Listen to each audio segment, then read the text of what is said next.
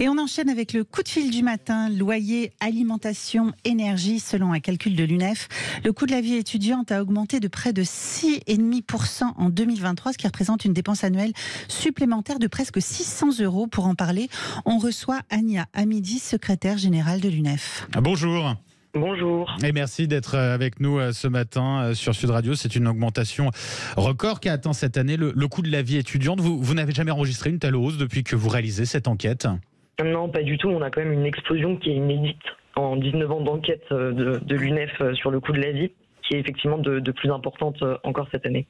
Quel est le premier poste de dépense, Ania Hamidi? Plus que jamais, ça reste le loyer. Ouais, ça reste le loyer où on a quand même un poste de dépense qui est en moyenne pour chaque étudiant de 570 €, qui est un poste de dépense qui représente énormément et qui continue d'augmenter chez l'ensemble des étudiants. Et qui reste forcément une problématique majeure pour les étudiants. Sur ce point, Emmanuel Macron avait promis 60 000 logements étudiants supplémentaires avant la fin de l'année dernière. Paris, promesse tenue ou pas? Pas du tout. Aujourd'hui, on se retrouve quand même dans une situation où le gouvernement avait effectivement promis un plan de 60 000 logements. Aujourd'hui, on se retrouve à même pas 3 000 logements qui ont été créés. Comment vous l'expliquez cela? Ça fait quand même une grosse différence. Par un manque cruel de politique pour le logement et les étudiants fait par le gouvernement. Il y a aussi la question du système des APL, ces aides personnelles au logement qui avait été baissé en 2017. Selon vous, il faut revoir ce système des APL aujourd'hui? Oui, tout à fait, surtout qu'aujourd'hui, dans les postes principaux qui augmentent chez les étudiants cette année, on a notamment l'électricité, par exemple, qui a un poste de dépense obligatoire, qui augmente et qui explose énormément à cause de l'inflation. On se retrouve à plus de 10% d'augmentation d'électricité. Et c'est vrai que tout ça, effectivement, c'est des postes de dépenses qui sont obligatoires pour l'ensemble des étudiants et qu'il faut effectivement pouvoir revoir les aides directes. De plus en plus de villes réfléchissent éventuellement à encadrer davantage les loyers. Ça, c'est aussi une priorité pour les étudiants aujourd'hui dans les villes universitaires. Oui, tout à fait.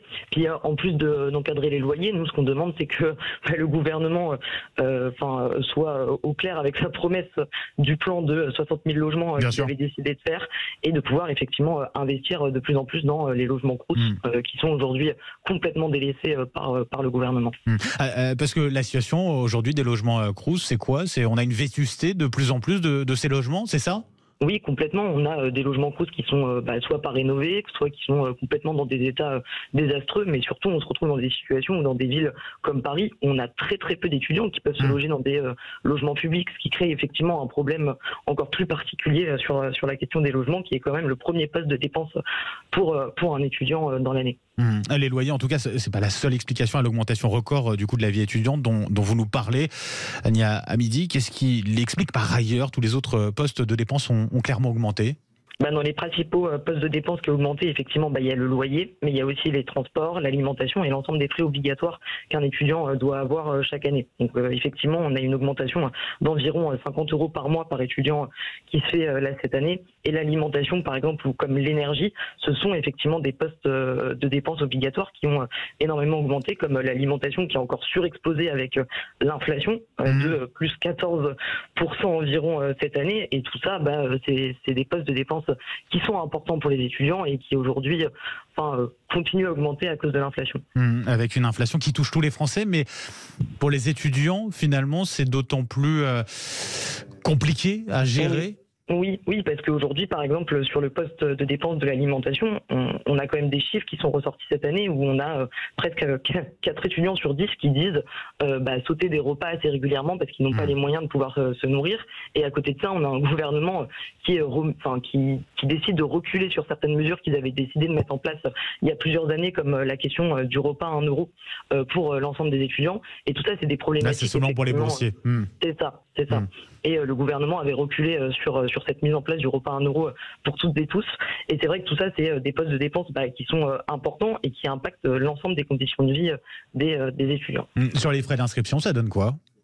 Aujourd'hui, on a une CVEC qui est à 100 €, pardon, donc qui est un frais obligatoire et qui est extrêmement important. Et c'est vrai que tout ça, c'est pareil, des postes de dépenses obligatoires qui font augmenter le coût de la vie encore une fois cette année. Cette précarité étudiante, selon vous, elle a augmenté depuis l'arrivée d'Emmanuel Macron au pouvoir en 2017? Oui, tout à fait. Nous, ce qu'on analyse un petit peu, c'est qu'effectivement, on a un gouvernement qui n'a pas forcément mis les moyens pour pouvoir lutter contre la précarité étudiante et qui nous annonce effectivement cette année une hausse des boursiers, alors qu'on a quand même remarqué que aujourd'hui, on a quand même 35 000 nouveaux boursiers étudiants. Ouais. Oui, alors qu'en réalité, sous Emmanuel Macron, on a quand même une baisse de plus de 38 000 boursiers, qui est quand même, ce qui ne rattrape pas effectivement les 35 000 boursiers qu'on nous a promis aujourd'hui. Donc pour nous, cette augmentation, ça reste une goutte d'eau.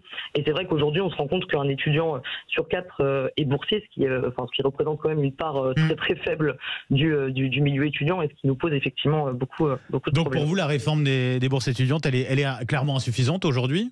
Oui, elle est complètement insuffisante, et surtout, elle n'a pas réellement permis de pouvoir effectivement augmenter le nombre de boursiers comme on pouvait l'avoir sous le mandat d'Emmanuel Macron. Mais au-delà de ça, c'est vrai que ça ne va pas forcément augmenter énormément le montant des bourses avec l'augmentation du coût de la vie. Ania Hamidi, secrétaire générale de l'UNEF, un grand merci d'avoir été avec nous ce matin sur Sud Radio, et bonne journée à vous. Merci.